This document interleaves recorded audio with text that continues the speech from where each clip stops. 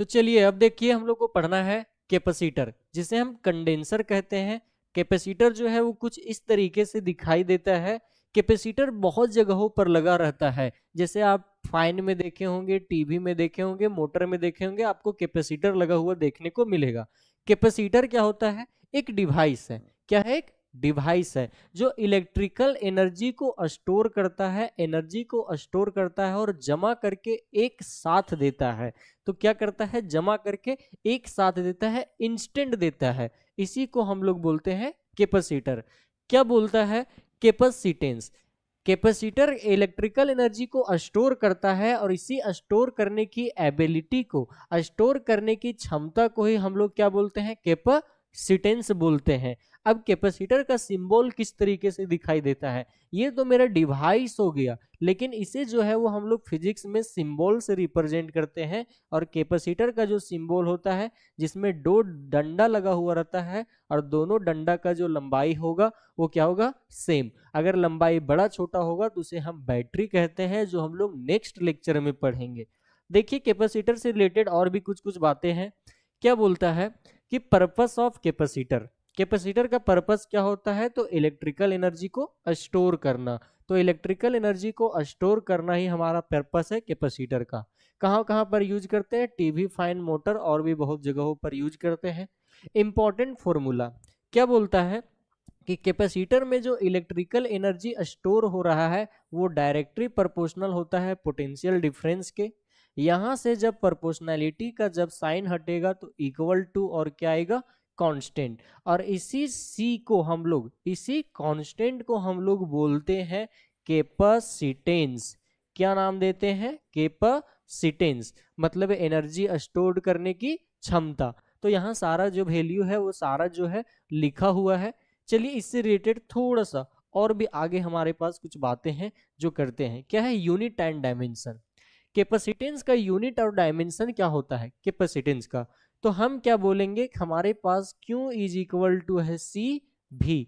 तो C is equal to क्या आ जाएगा? Q अपॉन में C इज इक्वल टू हमारे पास क्या आ जाएगा? ये हमारे पास आ जाएगा, सॉरी एक मिनट देखिएगा क्या होगा हमारे पास। ये जो हमारा है Q इज इक्वल टू है C भी, तो हमारे पास C इज इक्वल टू आ जाएगा Q अपॉन में भी। चार्ज के लिए क्या लिखेंगे? कूलम। और पोटेंशियल के लिए क्या लिखेंगे? वोल्ट। तो हमारे पास जो यूनिट निकल करके आया है, जो SI यूनिट निकल करके आया है, वो क्या निकल करके आया है? तो हम बोलेंगे कूलम पर वोल्ट निकल करके आया है। अगर इसी में अगर हम बात करेंगे तो कूलम पर वोल्ट को ही हम लोग क्या बोलते हैं? फराड बोलते हैं। क्या बोलते हैं? फराड। यहाँ पर कूलम पर वोल्ट की जगह पर लिखा हुआ है वोल्ट पर कूलम। उसके बाद अगर डायमेंशन की बात करें तो इसका डायमेंशन क्या होगा? तो ध्यान दीजिएगा, ऊपर चार्ज के लिए डायमेंशन हम लिखेंगे 80 और पोटेंशियल के लिए हम लिखेंगे ml² t का पावर -3 a का पावर -1। इसी को जब हम आगे सॉल्व करेंगे तो आएगा m-1 l का पावर -2 t का पावर 4 और a का पावर क्या हो जाएगा? 2। तो ये जो हमारा है वो किसका हो गया? डायमेंशनल फॉर्मूला कैपेसिटेंस का। और ये जो है वो कैसा क्वांटिटी है? तो स्केलर क्वांटिटी है। डायमेंशनल फॉर्मूला और यूनिट यहाँ पर मिस प्रिंट था, हम आपको बता देंगे लिख करके। अब नेक्स्ट देखिए क्या बोलता है। नेक्स्ट हमारे पास एक छोटा सा सवाल है जो 2022 का सवाल है। क्या बोलता है कि 5 माइक्रोफराड का कैपेसिटर है जो कनेक्टेड है 12 वोल्ट की बैटरी से, तो चार्ज कितना होगा? तो हम क्या बोलेंगे कि हमारे पास charge Q is equal to होता है C भी। कैपेसिटेंस का जो वैल्यू है वो कितना दिया हुआ है? 5 माइक्रोफराड। अगर इसे हम फराड में बदलेंगे तो 10 का पावर -6 से मल्टीप्लाई हो जाएगा। भी का वैल्यू हमको दे दिया है 12, और जब इसे हम मल्टीप्लाई करेंगे तो 12 5 जा क्या होगा? 60 इंटू में 10 का पावर -6, तो ये आएगा 6 इंटू में 10 का पावर -5 कूलम। चार्ज का यूनिट क्या हो जाएगा? कूलम। बहुत ही आसान सवाल था। इसी से के जैसा एक और सवाल है। क्या बोलता है? हमारे पास कैपेसिटेंस का वैल्यू जो है वो 10 माइक्रोफराड दिया है और चार्ज का वैल्यू दिया है 3 इंटू में 10 का पावर -3 और पोटेंशियल डिफरेंस पूछा है। तो Q इज इक्वल टू होता है C भी तो V इज इक्वल टू हो जाएगा Q अपॉन में C। Q का जो वैल्यू है वो हमारे पास कितना दिया हुआ है, तो हम कहेंगे Q का जो वैल्यू है वो दिया हुआ है 3 इंटू में 10 का पावर -3, और C का जो वैल्यू है वो है 10। अगर SI यूनिट में बदलेंगे तो माइक्रो फराड से फराड में बदलने के लिए 10 का पावर -6, क्या यही होगा? अब ध्यान दीजिएगा क्या बोलता है। जब यहाँ से इसको हम कैलकुलेट करेंगे तो ऊपर रहेगा 3 इंटू में 10 का पावर -3, नीचे जो है वो 10 से एक जीरो कट जाएगा तो ये हो जाएगा 10 का पावर -5।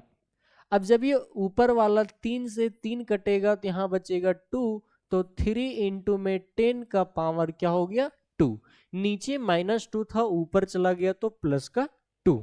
तो ये हमारा 2021 का सवाल था, एक 2015 में पूछा हुआ बहुत ही अच्छा सवाल है। क्या बोलता है कि ध्यान दीजिए, हमारे पास कैपेसिटेंस का वैल्यू दिया हुआ है और पोटेंशियल दिया हुआ है और चार्ज पूछा हुआ है, तो Q इज इक्वल टू होता है C भी। C का वैल्यू है 6 माइक्रो फराड, इसे फराड में बदलेंगे तो 10 का पावर -6 से मल्टीप्लाई, और V का वैल्यू दिया हुआ है 50। जब इसे आप कैलकुलेट कीजिएगा तो क्या हो जाएगा 3 इंटू में 10 का पावर -4 कूलम। कैलकुलेट कीजिएगा तो आपके पास एक्सपेक्टेड आंसर यही आएगा। नेक्स्ट क्या बोल रहा है, देखिए बहुत ही इंपॉर्टेंट है।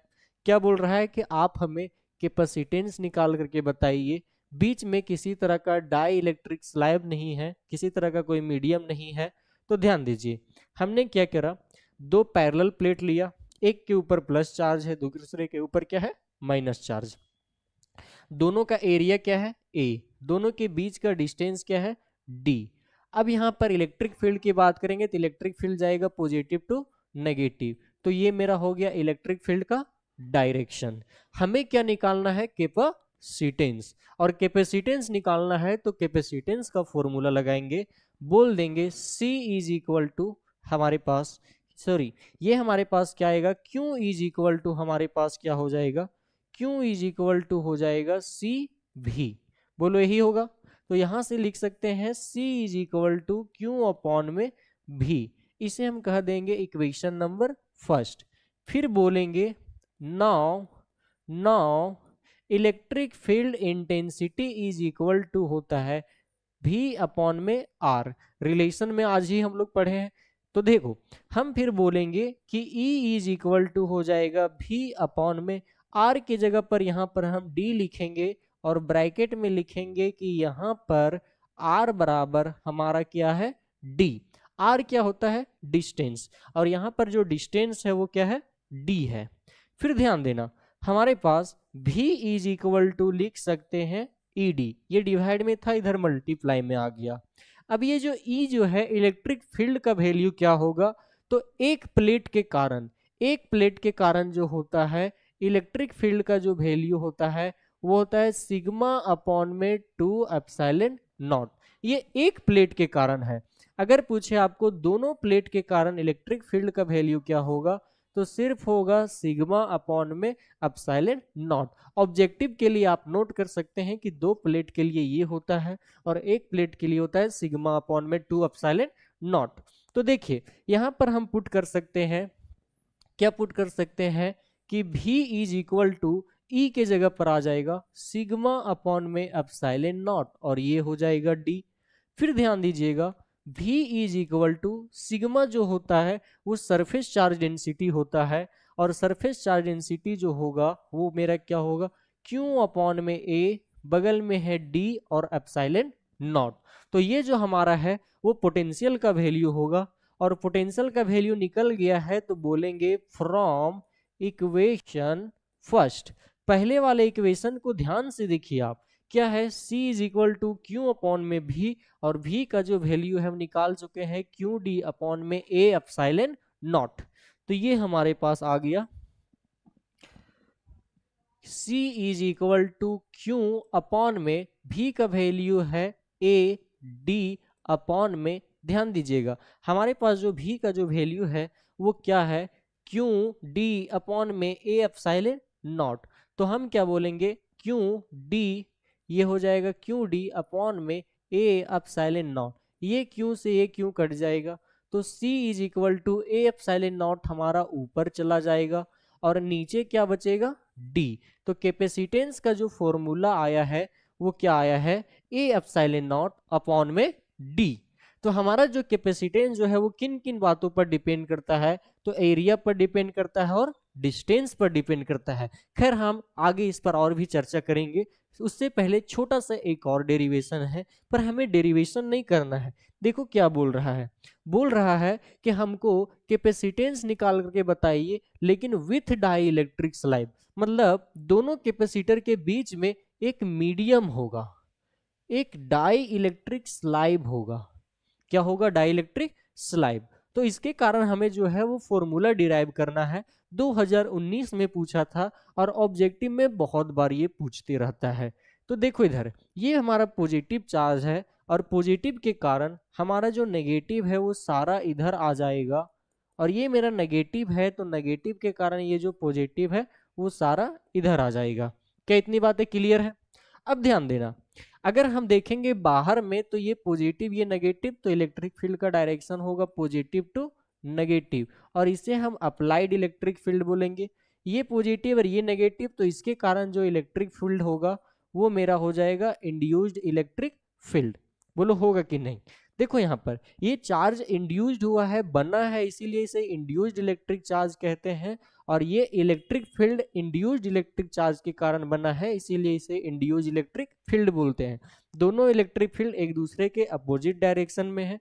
अब हमें इसका डेरिवेशन नहीं करना है, क्यों? क्योंकि ये ज्यादा इंपॉर्टेंट नहीं है डेरिवेशन, लेकिन फॉर्मूला इंपॉर्टेंट है। फॉर्मूला जो इसके लिए आता है, पिछला वाला में क्या आया था, ए एप्सिलॉन नॉट अपॉन में D आया था। अब इसी में क्या करना है, आपको K का गुना कर देना है। तो देखो बीच में जब डाई इलेक्ट्रिक आ जाता है, किसी तरह का एक मीडियम आ जाता है, तो उस कंडीशन में जो कैपेसिटेंस का जो वैल्यू है वो मेरा K गुना बढ़ जाता है पहले की तुलना में। तो आपको पूछेगा कि डाई इलेक्ट्रिक मीडियम के आने से कैपेसिटेंस क्या होता है, तो K गुना क्या हो जाता है, बढ़ जाता है। तो ये जो मेरा है वो K टाइम्स बढ़ जाता है, इंक्रीज कर जाता है। फिर अगर आपको पूछे कि कैपेसिटेंस का जो वैल्यू है वो किन किन बातों पर डिपेंड करता है, देखिए यहाँ पर इससे रिलेटेड बहुत सवाल पूछा है, सब्जेक्टिव में 2022 और 2024 में पूछा था, लेकिन ऑब्जेक्टिव में हर अल्टरनेट ईयर में पूछते रहता है कि कैपेसिटेंस का जो वैल्यू है वो किन किन बातों पर डिपेंड करता है। तो हमारे पास फॉर्मूला क्या है, capacitance is equal to K A epsilon naught upon में क्या है, D। तो ध्यान दें, तो कैपेसिटेंस जो है वो एरिया पर डिपेंड करता है, डिस्टेंस पर डिपेंड करता है। कैपेसिटेंस जो है वो एरिया के साथ डायरेक्टली प्रोपोर्शनल का रिलेशन है। अगर एरिया बढ़ेगा तो कैपेसिटेंस भी बढ़ेगा, एरिया घटेगा तो कैपेसिटेंस भी घटेगा। दूसरी बात, कैपेसिटेंस जो है वो डिस्टेंस के साथ उल्टा रिलेशन रखता है। अगर हमारा डिस्टेंस बढ़ेगा तो कैपेसिटेंस घटेगा, और अगर डिस्टेंस घटेगा तो कैपेसिटेंस बढ़ेगा। क्या इतनी बातें क्लियर है कि नहीं? अब ध्यान दो, तीसरा जो हमारा है वो क्या है, मीडियम। जब हमारे पास कोई नहीं मीडियम था तो यहाँ पर जो वैल्यू आया था वो ये वैल्यू आया था, लेकिन जब मीडियम आ गया तो यहाँ पर K का गुना हो गया। इसका मतलब मीडियम आने से कैपेसिटेंस K गुना बढ़ जाता है। तो ये मेरा हो गया पहला एरिया हो गया, दूसरा हमारा डिस्टेंस हो गया, और तीसरा क्या हो गया, मीडियम। और मीडियम के आने से K टाइम्स बढ़ जाता है। क्या बढ़ जाता है, कैपेसिटेंस बढ़ जाता है, मतलब चार्ज स्टोर करने की क्षमता जो है वो क्या हो जाती है, बढ़ जाती है। ठीक है, अब देखो इधर हमारा जो है वो क्या बोलता है कि किसी भी मेटल का जो डाई इलेक्ट्रिक कांस्टेंट का जो वैल्यू होता है वो क्या होता है, जिसे हम K बोल रहे हैं उसे डाई इलेक्ट्रिक कांस्टेंट कहा जाता है। और किसी भी मेटल के लिए डाई इलेक्ट्रिक कांस्टेंट का वैल्यू क्या होता है, इनफाइनाइट। तो ये आपका क्या हो जाएगा, ये जो आपका है वो हो जाएगा B फॉर बबीता। बोलो इतनी बात क्लियर है कि नहीं? उसके बाद हम क्या बोलेंगे कि हमारे पास polarisation of dielectric slab. Dielectric slab में प्लस और माइनस का फॉर्मेशन कैसे हुआ, उसी को कहते हैं पोलराइजेशन। तो कैसे हुआ था, जब हम डाई इलेक्ट्रिक स्लैब को इन दोनों के बीच ला करके रख दिए थे तो क्या हुआ, इस प्लस के कारण इधर माइनस चार्ज इंड्यूस्ड हो गया और इस माइनस के कारण इधर प्लस चार्ज इंड्यूस्ड हो गया। मतलब इसके अंदर का जो माइनस था वो प्लस की ओर आ गया और इसके अंदर का जो प्लस था वो किधर आ गया, माइनस की ओर। पहले जो इलेक्ट्रिक फील्ड था इस प्लस और माइनस के बीच में जो था वो पॉजिटिव से नेगेटिव था, जिसे हम बोलेंगे अप्लाइड इलेक्ट्रिक फील्ड। बाद में जो इलेक्ट्रिक फील्ड है वो प्लस और माइनस के कारण ये जो हमारा है वो क्या है, इंड्यूस्ड इलेक्ट्रिक फील्ड। और इससे रिलेटेड वैसे ये तो 2017 में पूछा है, पर इस बार पूछने की चांसेस है क्योंकि ये बहुत दिनों से नहीं पूछा है और जो सवाल बहुत दिनों से नहीं पूछता है वो पूछने का चांसेस रहता है।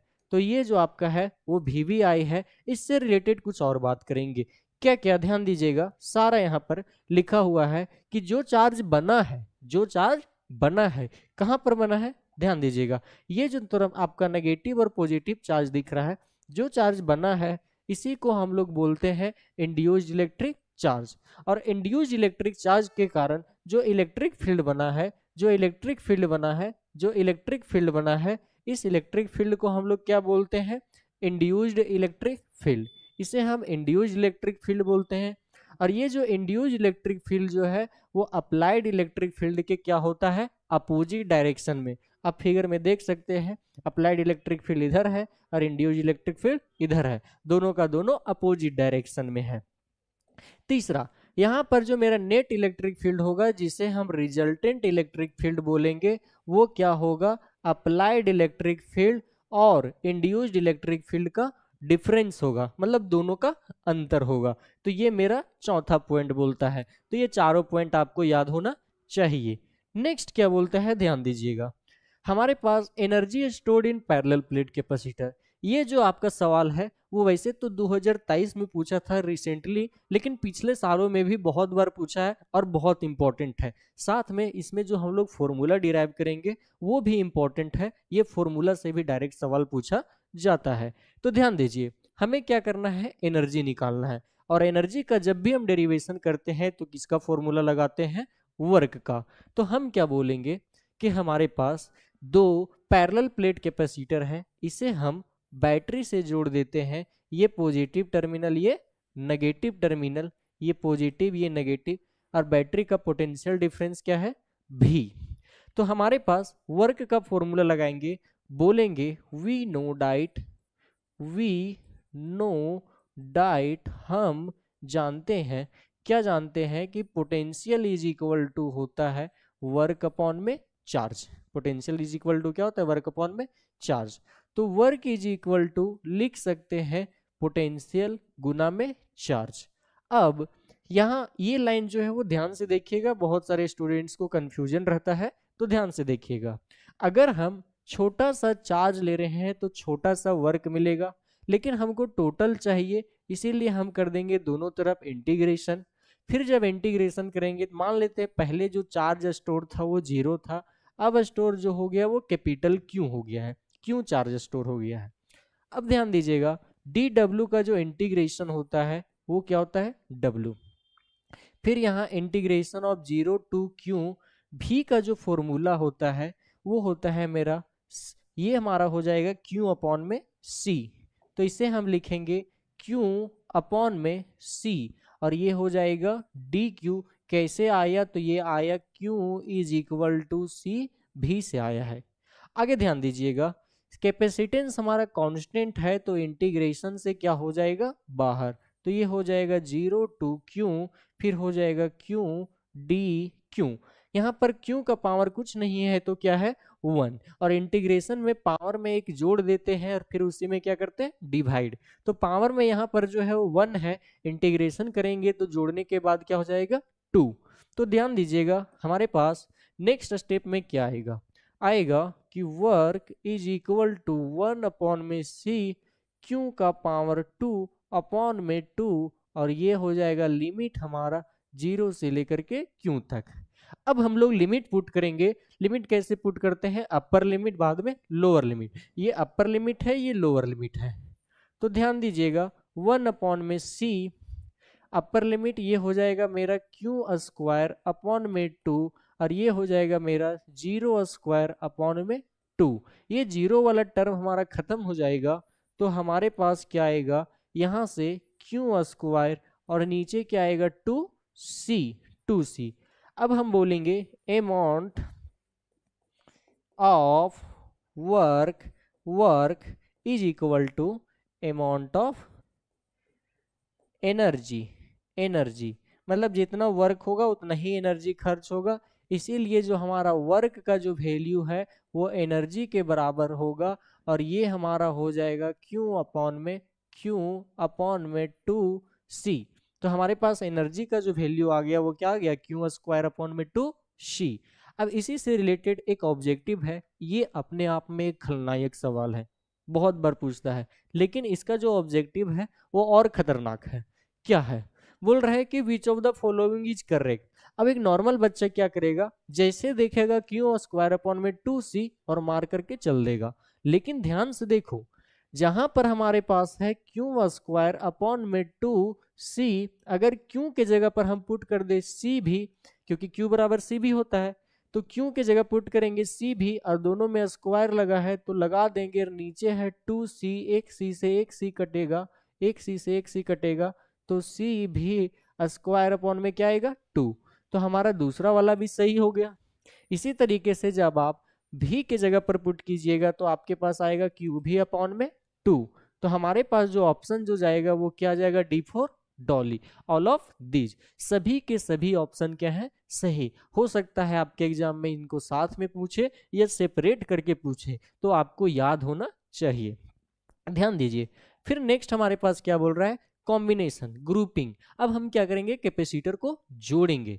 जब जोड़ेंगे तो हमारे पास दो मेथड है, एक है सीरीज कॉम्बिनेशन और दूसरा क्या है, पैरेलल कॉम्बिनेशन। तो चलिए एक एक करके दोनों को डील करते हैं। क्या बोलता है, तो सीरीज कॉम्बिनेशन बोलता है कि ऐसा कॉम्बिनेशन जहां पर कैपेसिटर कैसे जुड़ा हुआ रहेगा, एंड टू एंड, पहला खत्म हुआ तो दूसरा शुरू, दूसरा खत्म हुआ तो तीसरा शुरू, तीसरा खत्म हुआ तो चौथा शुरू, उसी को बोलते हैं सीरीज कॉम्बिनेशन। अब ध्यान दीजिएगा, वही काम हम यहाँ पर किए हैं कि जहां पर पहला मेरा खत्म हो रहा है ये हो जाएगा पहला का मेरा फर्स्ट एंड, जिसे हम पॉइंट ए बोलेंगे, ये बी बोलेंगे, ये सी बोलेंगे, और ये क्या हो जाएगा डी। जहां पर पहले का दूसरा एंड खत्म हो रहा है वहीं से दूसरे का पहला शुरू हो रहा है, फिर जहां पर दूसरे का दूसरा एंड खत्म हो रहा है वहीं से तीसरे का पहला एंड शुरू हो रहा है, तो एंड टू एंड है। फिर इसका प्रॉपर्टीज, इसको क्या किए हैं, एक बैटरी से जोड़ दिए हैं, ये प्लस होगा ये माइनस होगा, पोटेंशियल डिफरेंस क्या होगा भी। ध्यान दीजिएगा क्या बोलता है कि इसका प्रॉपर्टीज बोलता है कि सभी के पास चार्ज जो होगा वो क्या होगा, सेम, लेकिन पोटेंशियल डिफरेंस जो होगा वो क्या होगा, डिफरेंट। तो अगर चार्ज सेम होगा तो हम मान लेते हैं कि इसके पास जो चार्ज है वो है Q, इसके पास जो चार्ज है वो भी है Q, और इसके पास जो चार्ज है वो भी क्या है Q, लेकिन पोटेंशियल डिफरेंस अलग अलग है, तो ये हो जाएगा V1 V2 V3, हमारे पास यही आएगा। अब ध्यान दीजिए कि अगर पोटेंशियल डिफरेंस अलग अलग है तो टोटल जो पोटेंशियल होगा वो क्या होगा, तो यहाँ पर जो नेट पोटेंशियल होगा वो होगा पहले वाले का पोटेंशियल, दूसरे कैपेसिटर का पोटेंशियल और तीसरे कैपेसिटर का पोटेंशियल, तीनों को जब हम जोड़ देंगे तो हमको मिल जाएगा टोटल पोटेंशियल, और इसे हम कह देते हैं इक्वेशन नंबर फर्स्ट। ध्यान दीजिएगा, अगर हम पहले कैपेसिटर के लिए फॉर्मूला लगाते हैं, बोलेंगे फर्स्ट कैपेसिटर, अगर हम पहले कैपेसिटर के लिए फॉर्मूला लगाते हैं तो हमारे पास जो है V1 इज इक्वल टू आ जाएगा Q अपॉन में C1। हमारे पास V1 इज इक्वल टू क्या आ जाएगा, Q अपॉन में C1। कैसे आएगा, हम जानते हैं, क्या जानते हैं कि Q इज इक्वल टू होता है C भी, और यहाँ से V is equal to Q upon में C। अब यहाँ पर पहले वाले में चार्ज Q है और कैपेसिटेंस क्या है C1, कैपेसिटेंस C1 है। उसी तरह से सेकेंड वाले के लिए जब हम लगाएंगे, सेकेंड वाले के लिए जब हम लगाएंगे तो हमारे पास क्या आ जाएगा, सेकेंड वाले के लिए आएगा V2 is equal to Q upon में C2, और थर्ड वाले के लिए जब हम लगाएंगे, थर्ड वाले के लिए जब हम लगाएंगे तो इसको हम कह देंगे V3 is equal to Q upon में C3। ये इक्वेशन 2 हो जाएगा, ये इक्वेशन 3 हो जाएगा, और ये इक्वेशन क्या हो जाएगा 4। अब ध्यान दीजिए हमारे पास V1 V2 और V3 का वैल्यू निकल गया है। अब हम क्या करेंगे कि यहाँ पर V1 V2 और V3 का वैल्यू पुट कर देंगे। तो जब यहाँ पर V1 V2 और V3 का वैल्यू पुट करेंगे तो हमारे पास क्या आएगा, ध्यान से देखिएगा। अच्छा कोई बात नहीं, पेज ले लेते हैं कि यहाँ पर हम, तो ध्यान दीजिएगा हमारे पास आएगा Q अपॉन में C is equal to Q upon में C1, Q अपॉन में C2 और ये हो जाएगा Q अपॉन में C3। ध्यान दीजिए क्या बोल रहा है कि हमारे पास है Q अपॉन में C1, Q अपॉन में C2 और Q अपॉन में C3, सारा हो गया। उसके बाद Q अपॉन में C is equal to Q common ले लेंगे तो यहाँ पर बचेगा 1/C1 plus 1/C2 plus 1/C3। Q से Q मर जाएगा तो 1/C is equal to 1/C1 plus 1/C2 plus 1/C3। तो ये जो हमारा है वो क्या है, सीरीज के लिए फॉर्मूला। और इसी से रिलेटेड एक सवाल करते हैं, ध्यान दीजिए क्या बोलता है। सीरीज वाला बोलता है कि हमारे पास 2 माइक्रोफराड और 3 माइक्रोफराड का कैपेसिटर है जो सीरीज में लगा हुआ है, तो इक्विवेलेंट कैपेसिटेंस क्या होगा। तो हम जानते हैं कि अगर हमारे पास 2 कैपेसिटर है तो फॉर्मूला लिखेंगे 1/C1 प्लस में 1/C2 और 1/C इज इक्वल टू हो जाएगा 1/ में C1 का वैल्यू दिया है 2 और C2 का वैल्यू दिया है 3। ध्यान दीजिएगा 2 और 3 दिया हुआ है तो 1/C is equal to LCM का आएगा 6, क्रॉस मल्टीप्लाई कर दीजिए, ये हो जाएगा 3 और ये क्या होगा 2। तो 1/C इज इक्वल टू 3 और 2 क्या होगा 5, नीचे क्या होगा 6। इसी को जब हम पलट देंगे तो 1/C हमारा बन जाएगा C और ये 5/6 क्या बन जाएगा 6/5 माइक्रोफराड। तो ये हमारा है आंसर। 2018 में दबा करके ये सवाल पूछा था और बिल्कुल ही आसान था। नेक्स्ट क्या बोलता है, पैरेलल कॉम्बिनेशन। पैरेलल कॉम्बिनेशन में क्या होता है, पैरेलल कॉम्बिनेशन का देखिए सर्किट डायग्राम कैसा दिखता है।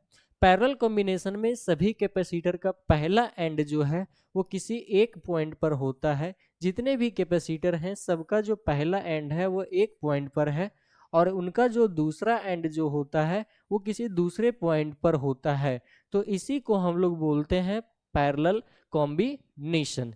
क्या इतनी बातें क्लियर है। पैरेलल कॉम्बिनेशन का ध्यान दीजिएगा क्या बोलता है प्रॉपर्टी कि इसमें जो है वो पोटेंशियल डिफरेंस जो है वो सेम रहता है, लेकिन इसमें जो चार्ज जो है वो क्या रहता है डिफरेंट। पोटेंशियल डिफरेंस सेम रहता है और चार्ज क्या रहता है डिफरेंट। तो इसी को देखते हुए हम लोग फिगर में मेंशन करते हैं। ध्यान दीजिए पहले कैपेसिटर का कैपेसिटेंस C1 है, दूसरे का C2 और तीसरे का क्या है C3। सबका पोटेंशियल डिफरेंस सेम है तो हम बोलेंगे इसके लिए भी हमारा पोटेंशियल डिफरेंस भी है, इसके लिए भी है और इसके लिए भी क्या है भी, लेकिन चार्ज क्या है डिफरेंट। तो मान लो कि इसमें जो चार्ज है आपका वो क्या है Q1, इसमें चार्ज है Q2 और इसमें चार्ज क्या है Q3। चार्ज का वैल्यू हमारे पास इसी तरह से है। अगर हम चार्ज का वैल्यू लिखेंगे किसके लिए, पहले वाले के लिए, अगर हम पहले कैपेसिटर के लिए चार्ज का वैल्यू लिख रहे हैं तो हम क्या बोलेंगे Q1 is equal to C1 भी, क्या बोलेंगे Q1 is equal to C1 भी। पोटेंशियल तो सबका सेम है, पहले का कैपेसिटेंस क्या है C1। अगर हम सेकेंड वाले के लिए लिख रहे हैं, सेकेंड कैपेसिटर के लिए अगर हम लिख रहे हैं तो उस कंडीशन में हमको क्या मिलेगा Q2 is equal to C2 भी। अगर हम थर्ड कैपेसिटर के लिए लिख रहे हैं तो हमारे पास जो चार्ज का जो वैल्यू मिलेगा वो क्या मिलेगा Q3 is equal to C3 भी। पोटेंशियल सबका सेम रहेगा, कैपेसिटेंस अलग रहेगा और चार्ज हमारा अलग रहेगा। ध्यान दीजिए यहाँ पर क्या बोल रहा है कि चार्ज जो है वो डिफरेंट है और टोटल जो चार्ज होगा वो क्या होगा Q1 प्लस दूसरे वाले का चार्ज प्लस वे तीसरे कैपेसिटर का चार्ज, और इसे हम कह देंगे इक्वेशन फर्स्ट। ध्यान दीजिए फिर बोलेंगे इसे इक्वेशन सेकेंड, इसे बोल देंगे इक्वेशन थर्ड और फिर क्या बोलेंगे इक्वेशन नंबर 4। तीनों से हम Q1 Q2 और Q3 का वैल्यू ले करके और क्या करेंगे, पहले वाले में पुट कर देंगे। तो जब हम पहले वाले में इक्वेशन में पुट करेंगे तो हमें क्या मिलेगा, ध्यान से देखिएगा, हमें मिलेगा सी भी इज इक्वल टू C1 भी प्लस C2 भी प्लस C3 भी। तो हमारे पास सी भी इज इक्वल टू भी सभी में है तो कॉमन ले लीजिए C1 plus C2 plus C3। तो हमारे पास भी से भी कट जाएगा तो C is equal to C1 plus C2 plus C3। तो ये जो फॉर्मूला है वो हमारा किसके लिए है, पैरेलल के लिए। तो जब पैरेलल में जोड़ेंगे तो डायरेक्ट हमारा जुड़ जाता है 2 + 2 4, जो भी दिया हो उसको डायरेक्ट जोड़ देना है। देखिए आज का हमारा एक लास्ट सवाल है जो पूछा हुआ है, कब पूछा था, लास्ट ईयर 2025 में पूछा था कि 3 कैपेसिटर है और सभी का कैपेसिटेंस जो है वो हमारा क्या है, सी, और सबको जो है वो सीरीज में जोड़ा गया है।